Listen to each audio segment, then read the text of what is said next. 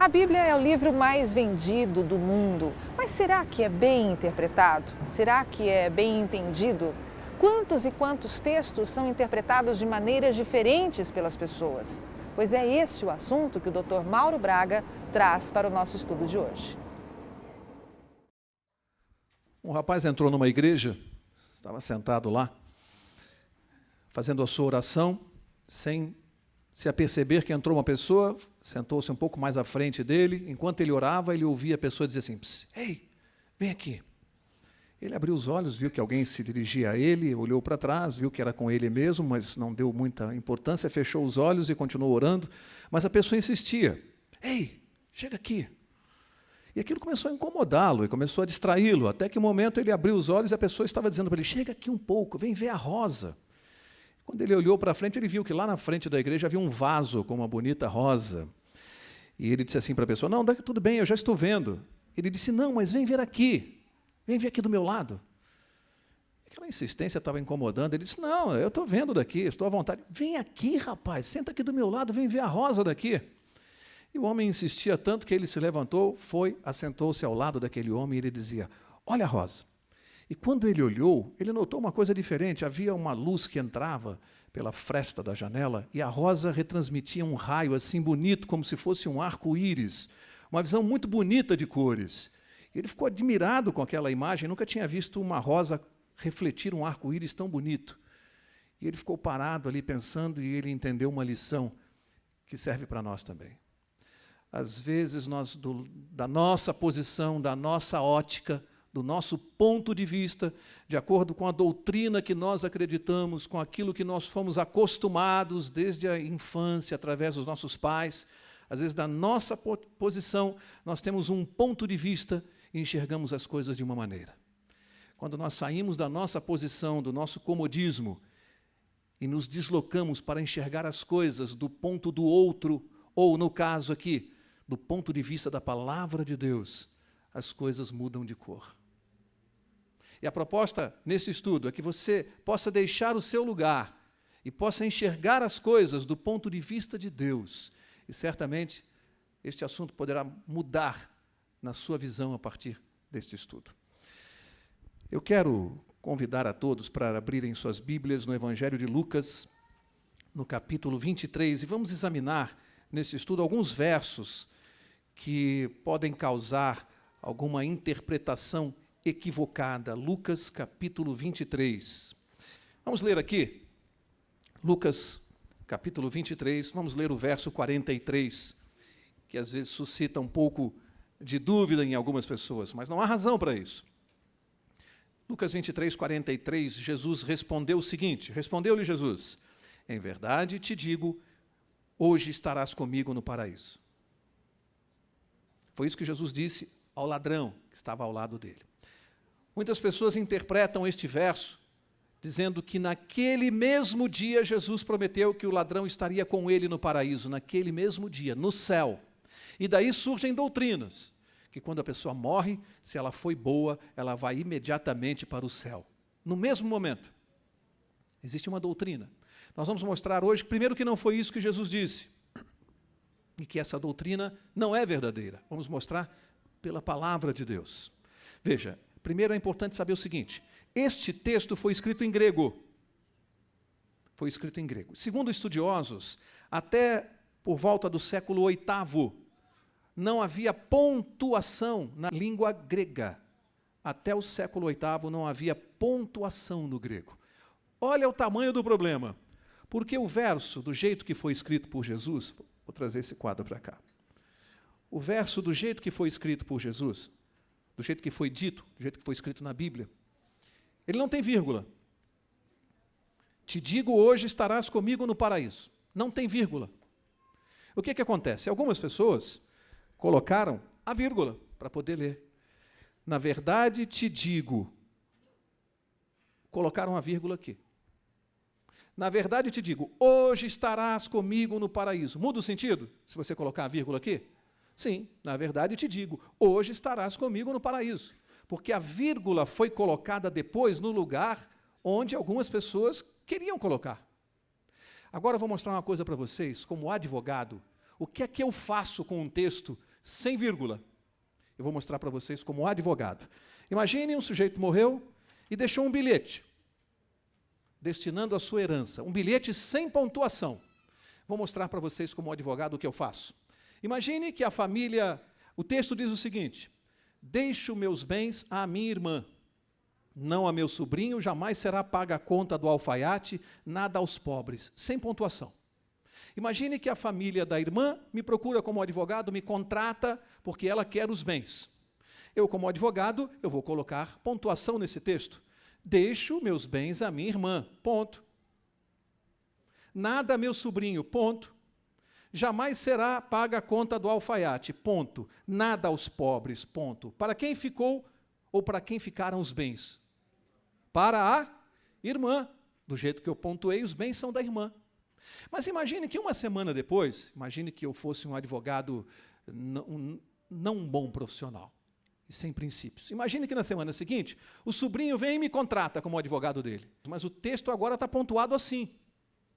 Eu, como advogado, vou colocar a pontuação no texto. Então eu digo, peraí, a pontuação é a seguinte: deixo meus bens à minha irmã? Interrogação.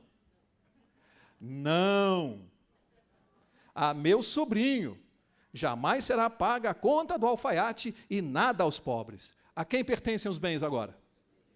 Ao sobrinho. Mas, uma semana depois, o alfaiate me procura. Diz: Mauro, você é um bom advogado, gostei do que você fez, eu quero te contratar para você me defender nessa questão aqui. E o texto está desse jeito, Mauro. Eu digo, eu vou resolver o seu problema. Então eu digo assim, peraí, a pontuação correta é: deixo meus bens à minha irmã? Não. A meu sobrinho? Jamais. Será paga a conta do alfaiate e nada aos pobres. Para quem ficaram os bens? Para o alfaiate. Mas a história não terminou. Aí os pobres me procuram. Mauro, gostei da sua maneira de trabalhar. Eu quero que você me defenda nessa situação. Eu digo, pois não, então vamos cuidar aqui, o problema é de pontuação. As pessoas não estão lendo direito o texto. O problema é de pontuação. Deixo meus bens à minha irmã? Não. A meu sobrinho? Jamais. Será paga a conta do alfaiate? Nada. Aos pobres. Percebem o que se faz com um texto sem pontuação? Foi exatamente o que fizeram com a palavra de Deus. Se você colocar a pontuação onde você quiser, você faz o que você quiser com o texto. Agora, vamos ver qual é a interpretação correta. Qual é a pontuação correta desse texto? Não de acordo com o que eu penso. Vamos ver, de acordo com a palavra de Deus, se Jesus poderia ter prometido ao ladrão que naquele mesmo dia estaria no céu com ele. Vamos ver se é possível isso. Eu não disse aqui que a interpretação tem que se harmonizar com os outros versos? Vamos ver qual é a interpretação que se harmoniza. Vai lá, João, capítulo 20. João 20. Vamos ver qual é a interpretação que se harmoniza. João 20, lembrando que neste episódio Jesus havia ressuscitado no domingo. Isso aqui está acontecendo domingo de manhã.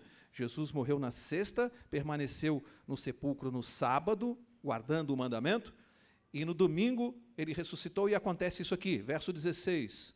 Disse-lhe Jesus, Maria. Ela, voltando-se, disse em hebraico, Rabone, que quer dizer mestre? Disse-lhe Jesus. Olha o que ele disse. Vejam, prestem bem atenção o que ele disse domingo de manhã, após ressuscitar. Ele disse, não me detenhas, pois ainda não voltei ao Pai. Não me detenhas, eu ainda não estive com o Pai no céu. Isso era domingo de manhã, e Jesus ainda não tinha estado com o Pai no céu. Como ele poderia, na sexta-feira, ter estado no céu com o ladrão? Se nem ele foi ao céu na sexta-feira, ele ainda não tinha nem estado com o Pai ainda. Como ele poderia ter prometido isto? Quer ver mais uma prova que não é possível? Você está em João 20, veja João 19. João capítulo 19. Olha o verso 31. João 19, 31 diz assim, como era o dia da preparação? Qual é o dia da preparação? Sexta-feira. Os judeus, para que os corpos não ficassem na cruz durante o sábado, porque esse sábado era um grande dia, rogaram Pilatos que se lhes quebrassem as pernas e fossem tirados. Foram os soldados e quebraram as pernas do primeiro e do outro, que com ele fora crucificado. Mas chegando-se a Jesus e vendo-o já morto, não lhe quebraram as pernas. É preciso compreender esse costume aqui. A morte de cruz era algo tão terrível, era uma tortura tão insana, que muitos homens fortes não morriam no mesmo dia, nem no dia seguinte, e há casos de pessoas que conseguiram sobreviver 3, 4, 5 dias na cruz, morreram após quase uma semana. Imaginem a tortura, pendurado numa cruz, durante o dia, o calor infernal do deserto. À noite, aquele frio gelado e aquela pessoa agonizando ali por dias. Que morte terrível. Em função disso, havia um costume. Como ia começar o sábado, os soldados foram pedir, olha, os ladrões estão aí vivos, vamos quebrar as pernas deles para que eles possam morrer mais rápido, que vai começar o sábado. Diz a Bíblia que os soldados foram até lá, quebraram as pernas dos 2 ladrões e ia começar o sábado. Estava começando o sábado. Mas quando foram fazer a mesma coisa com Jesus, o que disse a Bíblia? Não quebraram por quê? Ele já estava morto. Se não quebraram as pernas de Jesus porque ele já estava morto, mas quebraram as dos ladrões, é porque eles estavam vivos. Portanto, se o ladrão estava vivo na sexta-feira, ele não morreu na sexta e, portanto, não podia estar no mesmo dia com Jesus no céu. Percebem? Não dá. O resto dos versos apontam que a interpretação correta é que Jesus disse, em verdade te digo hoje, vírgula, estarás comigo no paraíso. Te digo hoje, te digo agora, te digo neste momento, que você estará comigo no paraíso. Tanto que o verbo estar está no futuro. O verbo estar está no futuro. Estarás. Esta é a pontuação correta, porque ela se harmoniza com os outros versos. Não há complexidade nenhuma aqui, não há razão para se dar essa interpretação. Algumas doutrinas dão essa interpretação porque eles querem justificar a maneira que eles querem ver a palavra de Deus. Querem justificar a sua própria doutrina de que alguém, quando morre, vai direto para o céu. Então, distorcem o verso bíblico para poder se adaptar a outros interesses. Quero mostrar uma outra coisa a vocês também. Ok, também não era possível que o ladrão estivesse no céu no mesmo dia com Jesus por um outro motivo muito forte, além destes já citados. Há outra razão para que ele não pudesse estar lá, e tem a ver com a justiça de Deus. Qual é o momento da revelação da justiça de Deus? Para que aquele ladrão estivesse no céu com Jesus, no mesmo dia, havia necessidade que ele já houvesse sido julgado e já houvesse recebido a sua sentença, o seu prêmio, e já tivesse direito a desfrutar do seu prêmio naquele dia. Para isso nós precisamos consultar a Bíblia. Quando é que Deus revela a sua justiça? Para ver se é possível que fosse no mesmo dia. Vamos ver quando é que ele revela. Atos, capítulo 17. Vamos ver qual é o momento de revelação da justiça de Deus. Atos 17, eu vou ler o verso 31. E diz assim, pois determinou um dia em que, com justiça, há de julgar o mundo por meio do homem que destinou. Deus determinou um dia em que ele vai fazer justiça. Um dia. Segundo a Bíblia, nós já sabemos que não é agora. Eu vou mostrar, esse dia não é agora, em que Deus vai fazer justiça. Ele determinou um dia em que ele vai julgar o mundo. Portanto, nenhum de nós, neste momento, pode dizer que já recebeu o julgamento de Deus e já tem o seu destino definido. Não, isso não é verdade. Deus determinou um dia em que ele vai fazer isto. Isso mostra algumas coisas importantes para nós.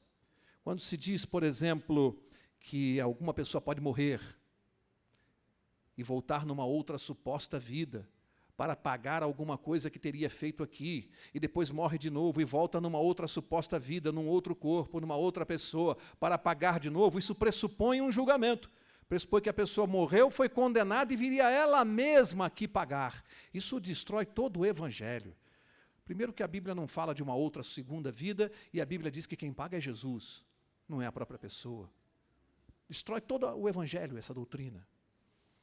Mas Deus reservou um dia para fazer o juízo. Agora eu quero mostrar qual é o dia da revelação da justiça de Deus para os justos. Porque há uma diferença do momento de revelação para os justos e para os ímpios. Vamos ver o momento da revelação da justiça para os justos. Abre lá, 1 Tessalonicenses, capítulo 4. E vamos ver a revelação da justiça de Deus para os justos. 1 Tessalonicenses 4, vou ler o verso 16. E diz assim: pois o mesmo Senhor descerá do céu com grande brado, à voz do arcanjo, ao som da trombeta de Deus, e os que morreram em Cristo ressurgirão primeiro. Verso 17. Depois nós, os que ficarmos vivos, seremos arrebatados juntamente com eles nas nuvens, para o encontro do Senhor nos ares, e assim estaremos para sempre com o Senhor. Qual é o momento da revelação da justiça de Deus para os justos? Qual é o momento?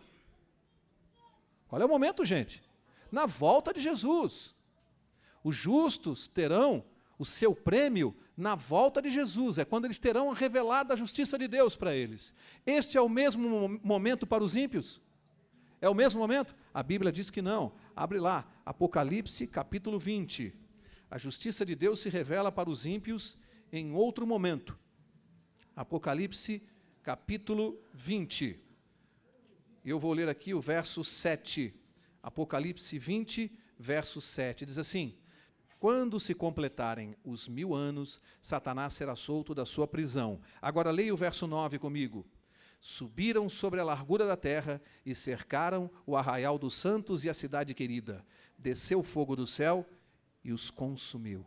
Quando é que a justiça de Deus é revelada aos ímpios? Quando? No final do milênio. É um momento diferente. Para os justos, na volta de Jesus. Para os ímpios, no final do milênio. O que isso tem a ver? Agora isso afeta uma outra doutrina. Não só a questão de ir ao céu no mesmo dia é afetada por isto aqui. Não é possível que eu vá ao céu no mesmo dia, porque Deus reservou um dia para fazer justiça e isso só vai acontecer na volta de Jesus. Não pode acontecer hoje. Não poderia acontecer com o ladrão na cruz naquele dia. Isso vai contra as Escrituras, mas afeta uma outra doutrina espúria que existe aí fora. Quer ver que doutrina é esta? Primeiro, antes de mostrar, venha comigo a João capítulo 11. João capítulo 11, eu quero mostrar uma incoerência séria daqueles que defendem que você pode ir ao céu no dia da sua morte, se você foi bom, se você foi justo. Tem gente que diz assim: eu vou orar pela minha vozinha, que nesse momento está no céu, ao lado de Jesus. João 11, verso 43, olha só o que Jesus disse para Lázaro. João 11, 43, Jesus disse assim: tendo dito isso, Jesus clamou em alta voz: Lázaro, vem para fora. Irmãos, prestem atenção comigo e vejam que incoerência, se fosse possível imaginar, de acordo com essa doutrina que existe aí fora, se fosse possível imaginar que Lázaro estava no céu. Segundo eles, morreu e foi para o céu. Lázaro era amigo de Jesus. Olha que incoerência. Ele está lá no céu, gozando das belezas do céu, e Jesus diz assim: Lázaro, vem para fora, sai do sepulcro e volta para cá. O que você responderia para Jesus se você fosse Lázaro? Jesus, eu estou no céu, eu estou bem aqui, eu não quero voltar para esse inferno de terra. Eu estou bem aqui. Imagina se fosse possível alguém estar no céu e Jesus chamar para voltar aqui. Isso prova que Lázaro não estava no céu, estava no sepulcro, lugar dos mortos até a volta de Jesus. E Jesus disse: Lázaro, vem para fora. E teve que dizer o nome dele, Lázaro. Por quê? Porque se ele disse somente vem para fora, o que aconteceria? Todos os mortos ressuscitariam sob o comando da voz de Jesus. Ele teve que dizer: não, é só você, Lázaro. Imagine se Lázaro estivesse no céu, que absurdo, que incoerência. Jesus chamá-lo de volta a esse inferno de terra. Que absurdo. Hebreus capítulo 9. Hebreus capítulo 9 tem mais um ensinamento para nós em conexão com este assunto e com aquela doutrina que diz que já vou entrar em seguida. Hebreus 9, leiam comigo o verso 27. E diz assim: e como aos homens está ordenado morrer uma só vez. Morrer quantas vezes? Uma só vez, diz a Bíblia. O homem morre uma só vez. E depois o que acontece? Diz aqui. Vindo depois, o quê? Gente, isso aqui é fundamental na justiça de Deus. Depois da morte vem o juízo. Significa que ninguém pode ser condenado sem que haja juízo. E a morte é uma só. Portanto, eu não poderia voltar numa outra suposta vida para pagar alguma coisa numa outra suposta vida, porque a Bíblia diz que a vida é uma só. Eu morro uma vez só. E depois tem que haver um juízo. Esse juízo ainda não aconteceu, como nós vimos. Acabamos de estudar esse assunto. Portanto, como é que essa pessoa já teria voltado numa outra vida aqui, se sequer a manifestação do juízo de Deus ainda não foi feita? Como ele já poderia voltar e pagar aqui? Está antecipando o julgamento? Antecipando a execução da pena? Vai contra as Escrituras. Essas doutrinas não são bíblicas. Com todo o nosso respeito aos nossos irmãos evangélicos e aos nossos irmãos espíritas, o nosso respeito a estas pessoas. Eu sinceramente creio que grande parte delas estará no céu. Não por aquilo que pensam, mas Deus vai julgá-los pelo quanto sabem, pelo que sabem. E de repente, dentro do que sabem, são sinceros e praticam. Nós precisamos compreender isso. Mas eu quero seguir. Em conexão com o mesmo tema, surge uma nova pergunta. Falamos aqui de céu, morte, alma, imortalidade da alma, e aí surge uma pergunta: existe castigo eterno? Castigo eterno, um inferno onde as pessoas ficam queimando no fogo eternamente? Existe isso? Mas tem muita gente que pensa que existe. Tem muita gente tomando o verso bíblico fora do contexto para defender a doutrina do inferno. E quem faz isso na sua boa fé, porque eu creio na boa fé das pessoas, eu não acredito que alguém invente uma doutrina dessa de má fé. Eu acho que quem faz isso na sua boa fé, exceto àqueles poderes aos quais a Bíblia atribui má fé. Há poderes agindo no mundo religioso aos quais a Bíblia atribui má fé. Sem ser isto, sem ser a estes aos quais a Bíblia se refere, eu acredito na boa-fé das pessoas. Quem faz isso, quem defende essa doutrina de inferno, e eu conheço muitos irmãos evangélicos que defendem, eles não se apercebem do que estão dizendo. Sabe o que estão dizendo? Eles estão entrando na conversa de Satanás, porque é Satanás é quem apresenta a Deus como seu sócio na maldade. Satanás apresenta Deus ao mundo como seu sócio na maldade. Não, Deus é meu sócio, vai fazer ficar queimando lá no inferno a eternidade. Ele é meu sócio no mal. É Satanás quem faz isso. E às vezes alguns cristãos não se apercebem disso. Há uma outra questão. Tormento eterno, castigo, tortura eterna, não é justiça. Castigo eterno, tormento eterno não é justiça. Vou provar o que digo. Se a penalidade pelo descumprimento da lei de Deus, se fosse castigo eterno, se fosse sofrimento eterno, Jesus não teria pago a pena na cruz. Porque Jesus pagou a nossa pena na cruz, e a pena que ele pagou foi a morte, não foi sofrimento eterno. Jesus pagou a pena de morte na cruz. Ele não pagou o sofrimento eterno. Se o castigo de Deus para os ímpios fosse ou for sofrimento eterno, Jesus não pagou. Percebem? Portanto, sofrimento eterno não é justiça. Além do que? Não combina com o seu e com o meu Deus. Não combina com o nosso Deus. Esse não é o nosso Deus. Ele diz que destruirá o pecado. Deus promete destruir o pecado, e essa destruição é imediata, é uma vez só, e ponto final. Então nós vamos responder essa pergunta. Existe castigo eterno? Vamos deixar a Bíblia responder. Primeiro, rapidinho, Ezequiel, capítulo 18. Vamos ver o que o profeta Ezequiel nos fala a respeito da alma, já que esse assunto tem ligação direta com a questão da alma. Vamos ver Ezequiel 18, verso 4. Vamos ver se a alma morre. Ezequiel 18:4 diz assim: pois todas as almas são minhas, como a alma do Pai, também a alma do Filho é minha. A alma que pecar, essa morrerá. A alma morre?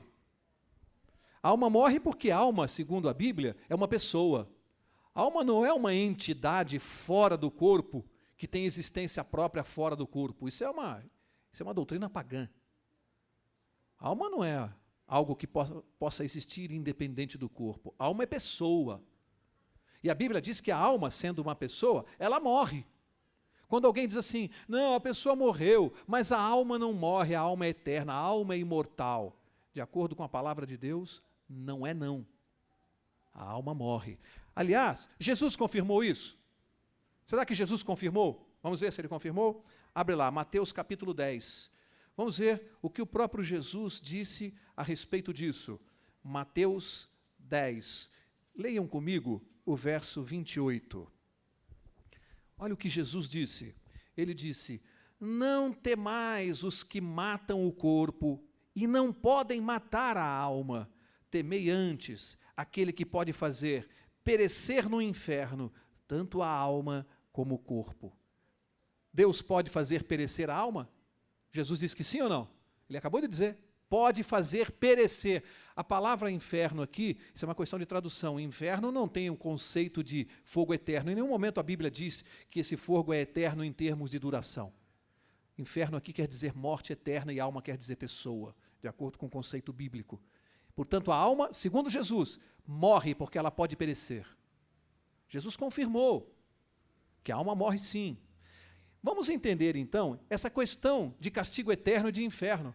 Vamos ver como é que a Bíblia explica isso. E, gente, é tão simples, a explicação é tão simples, que não comporta essa questão. Vejam comigo, você está em Mateus 10, vai comigo até Mateus 25. Evangelho de Mateus, capítulo 25. Olha o verso 46, vamos ver o que Jesus disse. E muitos se apegam a este verso. Muitos se apegam a este verso. Jesus diz, Mateus 25, verso 46, diz assim, e irão estes para o castigo eterno, mas os justos para a vida eterna. Pronto. Alguns pegam esse verso e dizem assim, está vendo, Mauro? Jesus falou que é castigo eterno. Portanto, existe inferno sim, e o castigo é eterno. Mas vamos ver o que a própria Bíblia diz a respeito de castigo eterno. O que vem a ser castigo eterno. Vamos entender o que é castigo eterno, de acordo com a palavra de Deus. Então, primeiro, abra em 1 Tessalonicenses, capítulo 1. Vocês percebem que eu nunca explico o verso. Eu deixo a Bíblia explicá-lo. 1 Tessalonicenses, capítulo 1. Primeira não, desculpe, segunda. 2 Tessalonicenses, capítulo 1. Olha a explicação bíblica. Preste atenção, verso 9. Prestem atenção. Eles, por castigo, padecerão eterna perdição, banidos da face do Senhor e da glória do seu poder. Padecerão eterna perdição, banidos da face de Deus. O que é castigo eterno? O que é isso? Estar longe dos olhos de Deus para o resto da eternidade, perdidos. Desapareceram, não existem mais, não estão mais diante da glória de Deus. A perdição é que é eterna, não a duração do castigo. Vamos confirmar? Tem mais verso. Vamos confirmar se é exatamente o que eu estou dizendo. Volta lá para Malaquias, capítulo 4. Malaquias, último livro do Velho Testamento. Malaquias, capítulo 4, e vamos confirmar se confere isto. Malaquias 4, vou ler o verso 3. Malaquias 4, 3 diz assim, pisareis os ímpios, porque se farão, o que diz aí? Cinza debaixo das plantas de vossos pés, naquele dia que prepararei. Que dia é esse? Que dia é esse aqui? Que os ímpios se tornarão cinza embaixo da planta dos nossos pés. Que dia é esse? No final do milênio. A Bíblia diz que os ímpios serão cinza. Estão queimando num fogo eterno? Estão queimando num fogo eterno? A Bíblia diz que eles se farão cinza. Quanto tempo vão queimar? O tempo suficiente para virar cinza. Alguns minutos. É o tempo que vão queimar. A Bíblia diz que serão cinza debaixo dos nossos pés. A Bíblia diz, não eu. Portanto, o castigo eterno não tem a ver com a duração do castigo, mas com os seus efeitos. Os efeitos serão eternos, porque jamais voltarão a existir, jamais voltarão a ver a face de Deus. Os efeitos serão eternos do castigo, não a duração, porque a Bíblia diz que eles serão cinza. Jesus não pagou na cruz sofrimento eterno. Eles serão cinza. Não existe um inferno em que as pessoas fiquem queimando. Vou mostrar mais um exemplo. Judas, verso 7. Judas, livro de Judas, verso 7, diz assim: assim também Sodoma e Gomorra e as cidades circunvizinhas, que havendo se prostituído como aqueles e ido após outra carne, foram postas como exemplo, sofrendo a pena do fogo. O que diz aí? Pena do fogo eterno. E tem gente que pega esse verso e diz assim, está vendo, Mauro? Fogo eterno. Essas cidades sofreram a pena do fogo eterno. Eu pergunto, Sodoma e Gomorra ainda estão queimando até hoje? Estão vendo lá as labaredas do fogo? Estão queimando? O que é eterno aqui? O que são eternas? As consequências. Essas cidades nunca mais voltaram a existir, não a duração. Elas queimaram, acabou. O fogo é eterno pelas suas consequências, porque a destruição, ela foi eterna. A destruição foi eterna. Não a duração. E tem gente que acha que isso aqui está falando de duração, só que não pode ser. E não pode, porque a própria Bíblia, vai ali, volta a um livro, 2 Pedro, capítulo 2. Olha o que a própria Bíblia diz. 2 Pedro 2, olha o que está aqui no verso 6. Diz assim, se condenou à destruição as cidades de Sodoma e Gomorra, reduzindo-as a... O que diz a sua Bíblia? Essas cidades foram reduzidas a cinza. O fogo é eterno? Qual é o sentido? Efeito, destruição, não duração.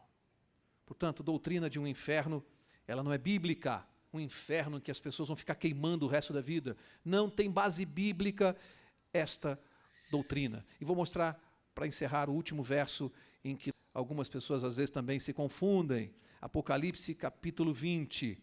Vamos ler e vamos encerrar este estudo com este verso. Apocalipse, capítulo 20, verso 10. E diz assim, e o diabo que os enganava foi lançado no lago de fogo e enxofre, onde estão a besta e o falso profeta. De dia e de noite serão atormentados para todo o sempre. Mesmo problema, a pessoa pega esse verso aqui, está vendo aí, Mauro? As pessoas serão atormentadas para todo o sempre. É fácil, a explicação está no verso anterior, no verso 9. Olha só, verso 9. Subiram sobre a largura da terra e cercaram o arraial dos santos e a cidade querida. Mas desceu o fogo do céu e os... O que diz aí? Consumiu, acabou. Desceu o fogo e consumiu. Acabou, não vai ficar ninguém queimando. Ninguém vai ficar queimando. Percebe? A Bíblia sempre está se referindo às consequências. Serão atormentados para sempre. Os efeitos serão eternos. Banidos da face de Deus para sempre. Não é a duração. Não está falando da duração, está falando dos efeitos. Um homem muito rico. Isso aqui é uma parábola apenas, hein, gente? Não estou ensinando doutrina aqui. Isso é uma historinha para nós tirarmos uma aplicação espiritual, uma mera parábola. Um homem muito rico morreu e supostamente estava lá no céu. Supostamente.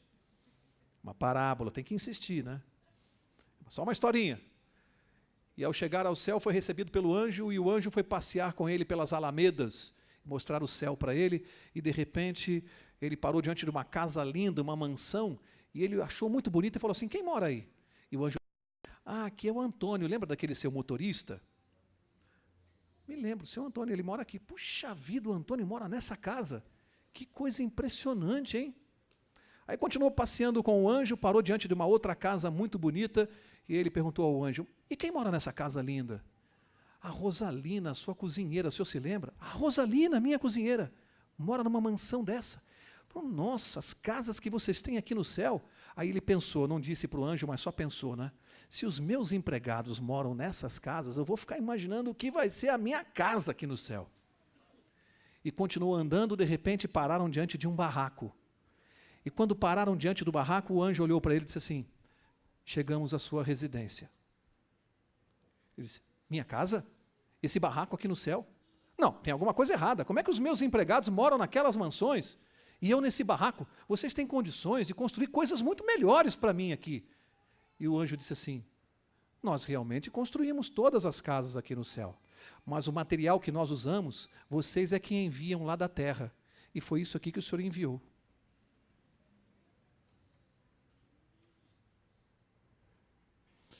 Já que nós falamos aqui de céu, de inferno, estudamos os conceitos, não é muito mais importante eu me preocupar em estar lá, no dia que Deus reservou, no dia que Ele marcou para isso, mas não é importante que eu esteja lá, do que ficar discutindo doutrina.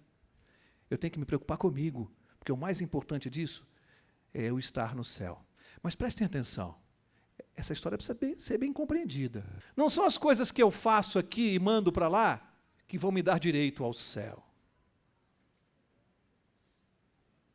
Primeiro eu preciso crer naquele que fez o céu. É isso que me dá direito. Crer nele como meu Salvador.